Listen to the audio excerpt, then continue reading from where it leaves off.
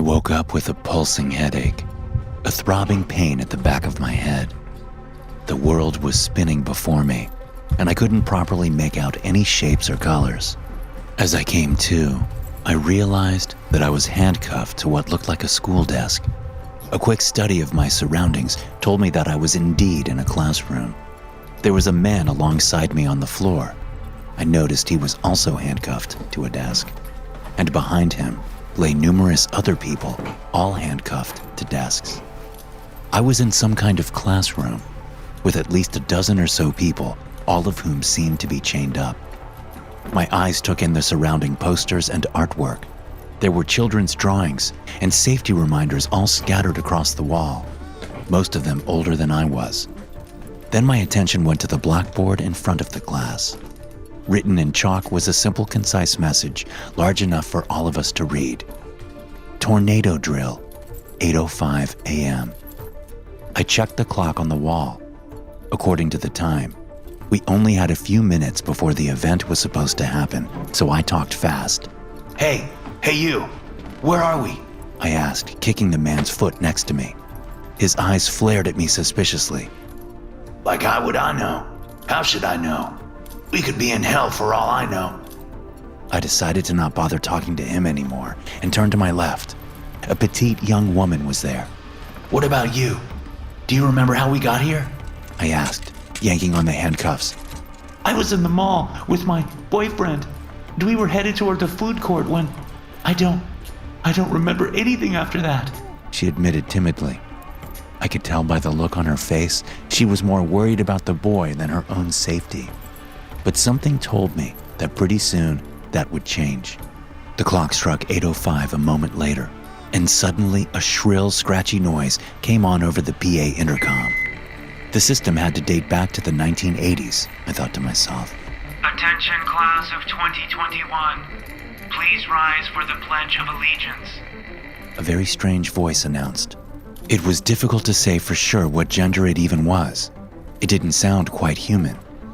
Then there was a sharp click and a grainy old recording of the Pledge of Allegiance that came on over the speakers.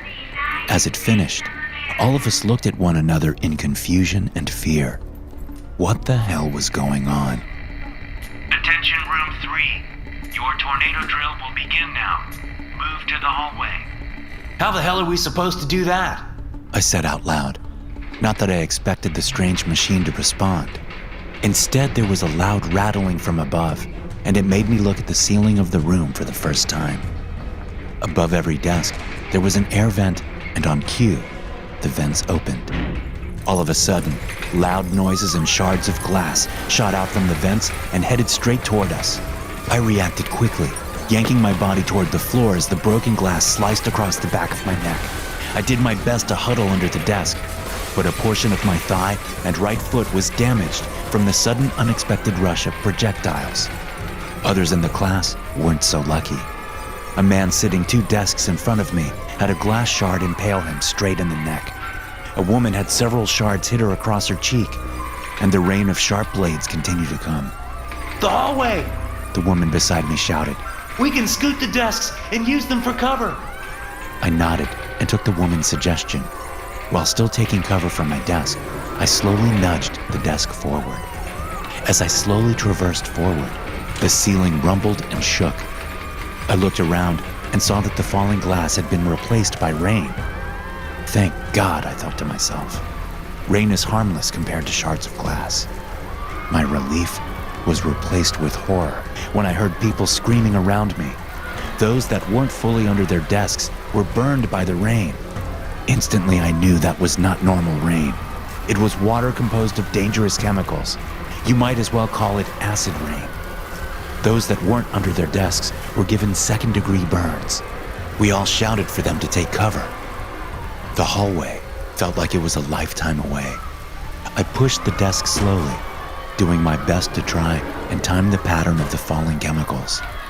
My hands were already burnt from the hot toxins, and my shins were bleeding. I just needed to get out of here, I resolved as I pushed toward the door. Some of the others were fighting to exit the door, trying to shove their way through and pull their desks along. I knew there would be no way we could escape this hell as long as we were shackled down. Then I looked up at the burning acid and had a horrible realization. We need to let the chemicals burn through these cuffs, I told the girl. I held my arm at a specific angle and then scooted my desk toward the proper position. I bit my tongue and held in a scream as the torturous acid hit my skin and the metal at the same time. It only took 10 seconds for the acid to eat away at the metal and set me free. I ran through the door, urging the others to do the same. The girl managed to pull through with only minor burns along with 3 others. Then we heard a strange clang and realized that the class door was sealed shut. The ones that didn't make it out were now slamming their heads against the door, trying to wriggle the knob, but it was pointless. We watched as the vents reversed flow and sucked the other people in the classroom up towards the ceiling. It was like watching a real twister. All of the people were slammed against the roof of the classroom. I looked around in disbelief. Everyone around me had a similar expression. And just like that, the nightmarish event seemed over, and I was standing in the hallway looking down at my burnt, shaking hands. The other survivors were turning their attention to our new location, a long tile hallway that seemed to connect to at least a dozen other classrooms, just like the one we came from. As I stared down the hallway, people from other classrooms escaped into the hallway. Some were fine, and others were badly injured. They were trying their best to cope with the situation and recover just as we had. We all shared the same beaten and confused expression. None of us are sure where we are or how we got here. Attention class of 2021. Please make your way to the main cafeteria for a word from our principal, a voice said over the intercom. Then the lights in the hallway came on, illuminating a path toward the right. I looked to the others for ideas, uncertain of what we should do. There was an emergency exit nearby, but it didn't take one guess to assume it was sealed shut. So instead, all of us shuffled our feet down the hallway, following the guiding light to our next torture chamber. We soon arrived at what looked like a cafeteria with long tables, all arranged with simple school breakfasts. Packaged donuts, boxed milk, fruit bowls. At least 30 meals were all lined up and ready for us as we entered the room. A couple of survivors went to check the windowless exits, while the rest of us settled and decided to eat. Surprisingly, the food was delicious and fresh. Our captors must want us somewhat healthy, I said, as I carefully opened the milk. My hands were still shaking. Then I saw a shadow cross the back curtain of the stage that overlooked the cafeteria. Immediately, I jumped up and pointed. A few others saw it too. Who goes there? One man shouted aloud. The shadow paused. It looked unusually tall. Then we heard this strange, obnoxious laugh. A second later, the curtain pushed back and revealed a costumed mascot.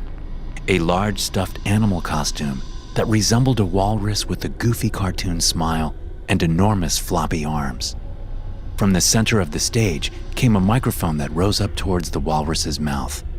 Well, what a squeaky clean group you are. Welcome, class of 2021. Welcome to final school, it announced happily. I couldn't tell for sure if the thing was a robot or a person in a suit.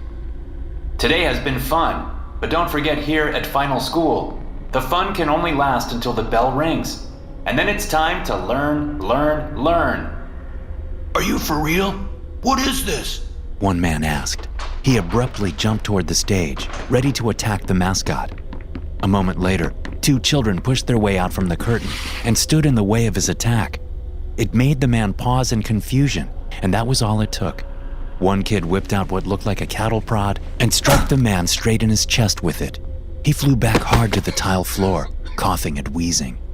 Then a few other children appeared alongside the mascot.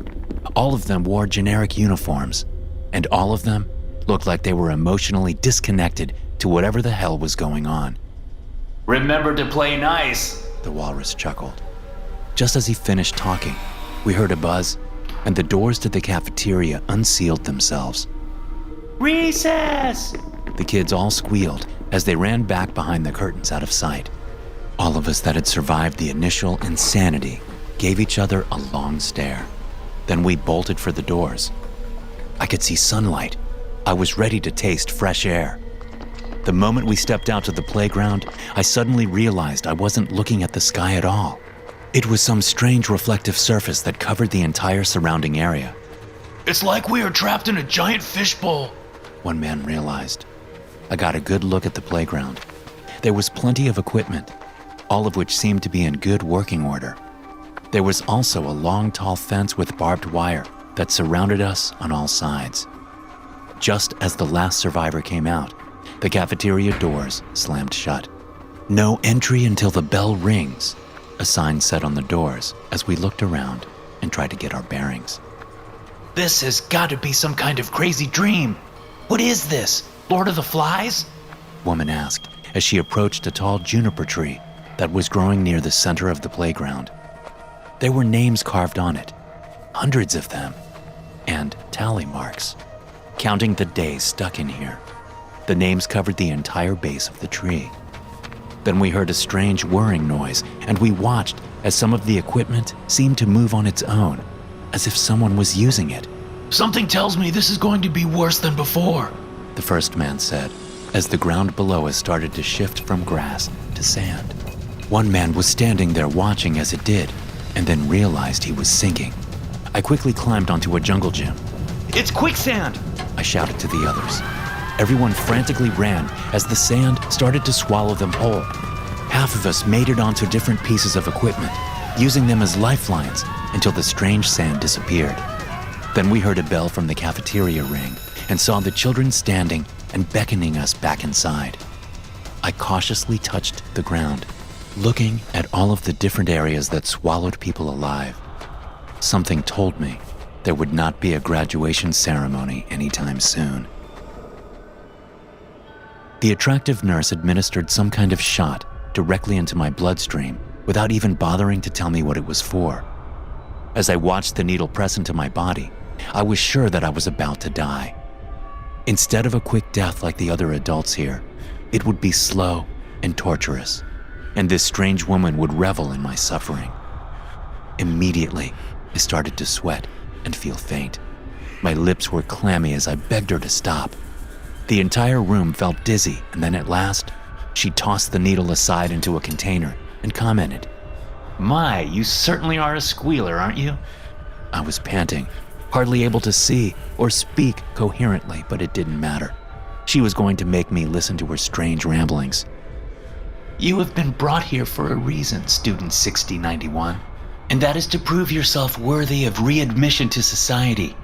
Given your skills so far in our school activities, you stand a high probability of being able to graduate from our program," she commented as she pulled a file from a nearby metallic cabinet. She read off my file as though I had died long ago. "John Reeders, age 32, a single father living in the suburbs of Chicago. You have 2 children, David and Susanna, ages 8 and 4 respectively. You work as an auto mechanic and enjoy chess matches and hiking in your spare time," she commented as she slid the profile across to me. "Does all of this sound accurate?" Despite how parched I was, I managed to give her a whispered reply. I have no idea what you want, but once I get out of these bonds, I swear I will kill you, bitch. She leaned over to me, smiling coyly, before smacking me across the face with her gloved hand. "You will learn that we do not tolerate insubordination in this facility of any kind. Do I need to remind you why you are here?" She snapped. She turned the folder over to the next page, which showed photographs of me having drinks with friends and spending long hours at work, not coming home to be with my family. Things I had felt guilty over for the past 6 months. Bad habits I was struggling to cope with. And here they were on display as crimes, my sins that had landed me in this hell. "You are fortunate that the charges aren't more severe, or we wouldn't even be having this conversation. You have forsaken your family, Mr. Reeders. You have fallen into a lifestyle of pleasure rather than responsibility. As a result, you squander what money you earn and your children starve. You are a poor excuse for a father and therefore unfit to return to being a parent until you are taught a proper education." I didn't fully comprehend what she was saying, but I gathered that this prison was a place for people like me to be rehabilitated under whatever strict guidelines they enforced. A second chance, according to their standards, to be a better person. And if we failed to be strong enough, then a deadly fate awaited us.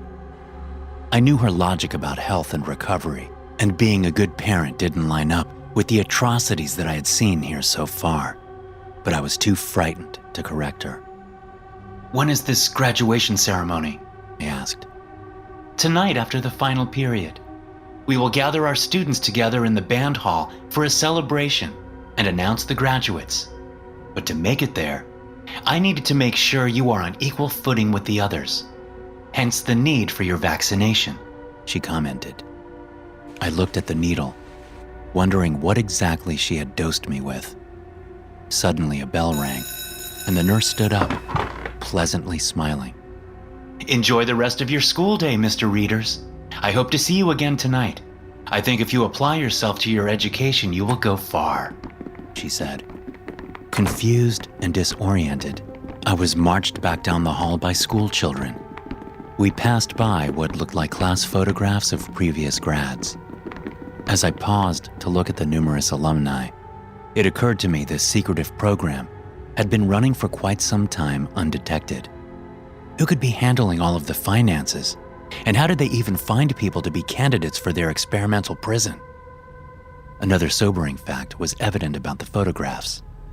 Less than half a dozen persons were in each picture. The rest of the seats were empty, meaning the chance of survival here was slim, perhaps even impossible. Still, I had to think of my own 2 children and fight to survive as long as I could, even if it did mean against the others, I thought as I was escorted into an art studio. There were perhaps only 9 of us left, and as soon as I entered the classroom, each of them viewed me with a new suspicion. It was easy to guess why. I had been given special privileges to not go through with the remainder of the fitness test, and that must mean they think I'm involved in whatever is going on, I thought as the children ordered me to take a seat near one of the easels. Our teacher, the strange, emotionless costumed walrus, immediately gave us instructions on the assignment. Each of you is filled with inspiration, aspiring dreams that are waiting to burst forth. Here, we get the chance to express ourselves and show our achievements on the canvas, he explained as the children locked the doors. Whatever was about to happen, I knew good and well it was not going to be as pleasant as he claimed. Under your desk, you will find the tools you need to create a masterpiece, something that truly speaks to us and helps us to see what type of artist and person you really are, the mascot said. All of us reached down to take a small bag from the underside of the desk, unzipping it to reveal razor blades and other sharp objects that people would typically use for self-harm, and the costume mascot explained. You have 30 minutes to put your sweat, tears, and especially your blood into your work. Those that put in the most effort will get to move forward to the next class. So try your hardest and work for a better grade than your classmates. Immediately, a timer started above his head. I looked at the objects in horror, realizing that he expected us to actually cut into our flesh and let our own blood act as paint for the project. The others hesitated and started to use the razors on their skin, wincing and shrieking in pain as their blood dribbled onto the paper. One woman had a different type of masterpiece in mind, though, and immediately lashed out toward one of the other adults with the sharp weapons, stabbing them to the ground. Surprisingly, the costume mascot did nothing to stop it. After she killed her art partner, the woman announced, I found out that she'd been sleeping with my husband, so this is my artist's depiction of what I want to do to him. She spit on the bleeding corpse, even as the mascot nodded and announced, You get a 90. Head for the music room and enjoy your extra recess. She dropped the weapon and stepped over the body, leaving the rest of us confused and befuddled, but also no less suspicious of each other. What about you, John? What did you do? The petite woman I had talked to earlier asked as she held the blade safely in between her knuckles. I couldn't tell if she intended to harm me or the others as well. None of us could be certain what each other was capable of. As I looked down at the bloody mess, though, I began to feel dizzy and stumbled across the room to vomit. It must be the side effects of whatever the nurse gave me, designed to make me incapable of completing this task, I realized. I vomited in the trash can several times and felt the room begin to spin. One man tried to approach to help, but I pushed him away, uncertain if those in charge would view it as cheating. I needed to act fast, and the only thing I could think of was to use the blade against myself and hurt myself. If this is really supposed to be about rehabilitation, then let the rest live. Let us get out of here, I demanded. The children actually seemed to show emotion for a split second as I held the knife against my wrist where I knew the most blood could be spilled. Nothing happened. I knew they wouldn't let us leave if we didn't spill blood. I drove the blade into my wrist. Blood gushed out everywhere. A few of my fellow classmates did the same as me. After about a minute, my body was on the verge of passing out. That will be enough, the mascot bellowed, motioning for everyone in the class to stop. I immediately took my shirt off and made a makeshift tourniquet. The mascot went from desk to look at the artwork, supposedly grading each and every one of us as though it really mattered. It felt like our survival was going to be a toss of the dice. Myself, the petite woman, and 2 others were told we could head to the music hall. I knew that meant the others who didn't draw blood would be executed. As the knife was wrestled from my hand, I considered trying to stand up for them. I have to be able to make it back to my own family, I kept reminding myself. If I don't push forward, it will all be for nothing. Somehow I got the impression the others that were told to leave had the same guilty conscience, and we all reluctantly were led away. The art studio doors closed, and we heard the ones left behind beg for their lives.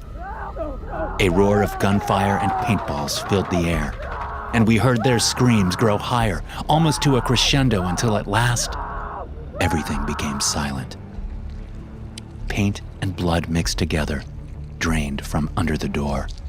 I had a sickening feeling in the bottom of my stomach as I realized that the 4 of us were the only ones still standing for this final round. We were taken to a music hall where the children took us to pick out an instrument. I found myself hardly able to stand up from my blood loss and the nausea caused by the vaccine.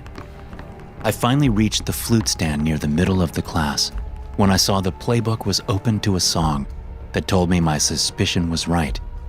We were nearly at the end of this mad game. They were going to force us to play the ceremonial orchestra, followed by a funeral procession theme. This was going to be our bitter ending, and something told me not all of us would get the chance to receive diplomas.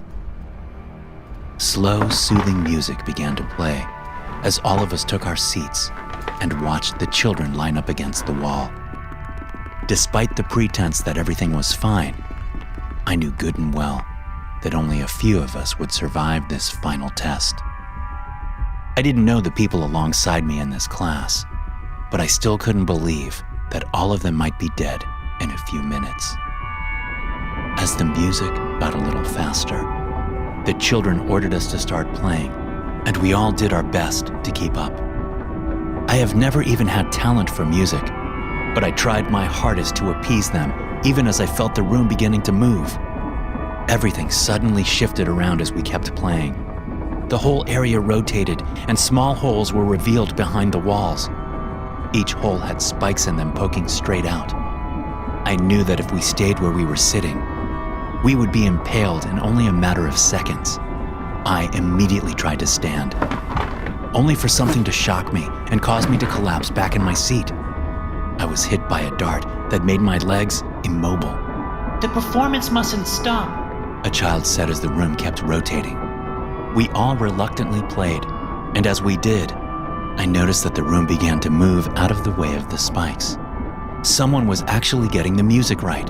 Keep playing correctly, I shouted to the woman. She had a trombone, and I could tell that she was exhausted, but we couldn't afford any mistakes.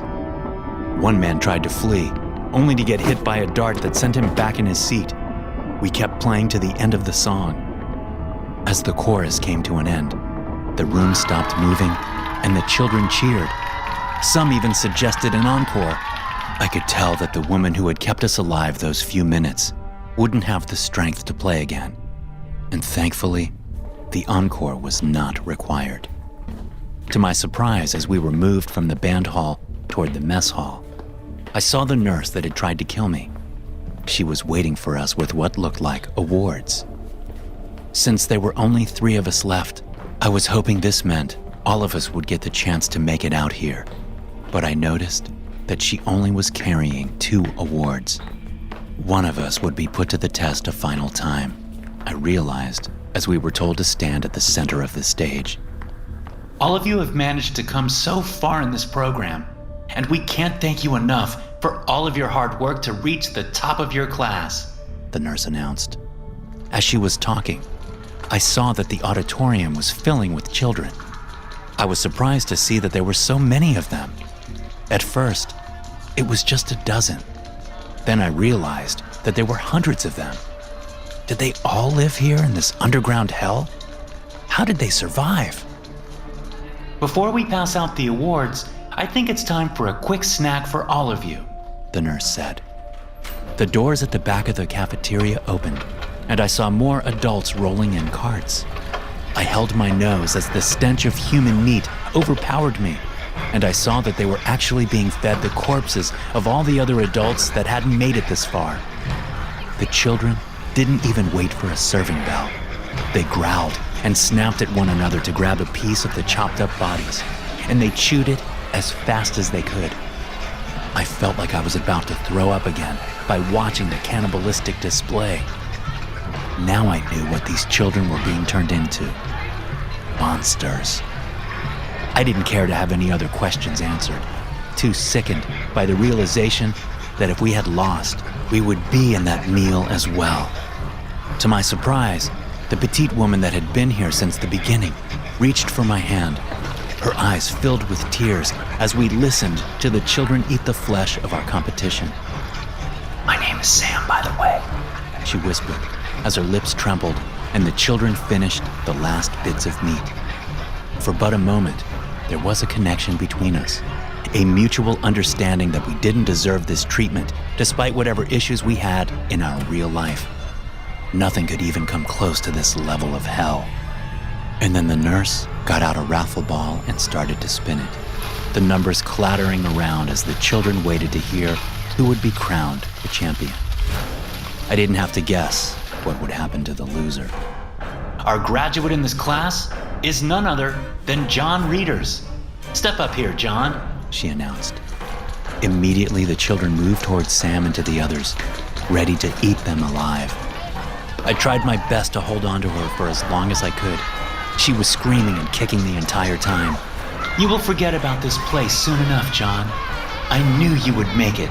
Come, as we get you ready to leave, there is one final thing I need to show you, the nurse ordered. I tried to keep from looking as the children trampled and attacked my friends. I was so traumatized by the event, I found myself shaking as I moved toward the back hallway. I'm sure by now you recognize that this entire process was orchestrated to make you a better person. But we couldn't have done this without people that were in predicaments just like yours, down on their luck, angry with loved ones, scorned. We want to offer you the chance to be able to recommend a future student to us, she said, passing me a small pamphlet.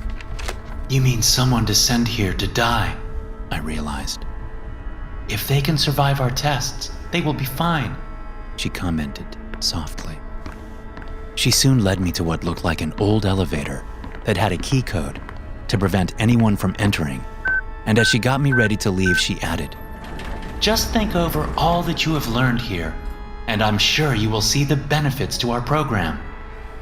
Then she injected me with a strong sedative this time and pushed me into the elevator. I couldn't even open my mouth to scream as the doors slammed shut and I found myself getting dizzy. The last thing I remember was the elevator rising toward the surface.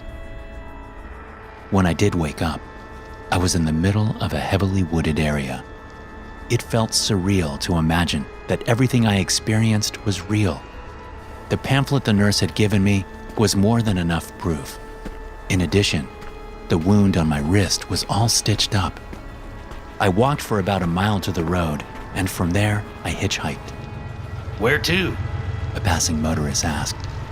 They actually looked a bit nervous to help me, and it was then I realized I still had the clothes from the prison underground. I probably looked like an escaped convict. I told them to take me to the nearest police station. I told them my story from start to finish. I showed them the wound on my wrist. I also insisted that they could check my clothes for fingerprints and gave them my pamphlet. There was nothing that matched any known criminals in their database. It suddenly occurred to me, this was likely why they had trained the children to be their foot soldiers. None of them would be traced. And likely, all of them had been kidnapped at infancy. I thanked the officers for their time and managed to get a ride home from one of them. I was desperate to see my children again. Once I got home, I made a promise to them that I would be a better father. I can only hope that time will erase some of my awful memories of school. Thanks for listening. If you enjoy these stories, be sure to subscribe to the podcast and check out some more of my episodes here.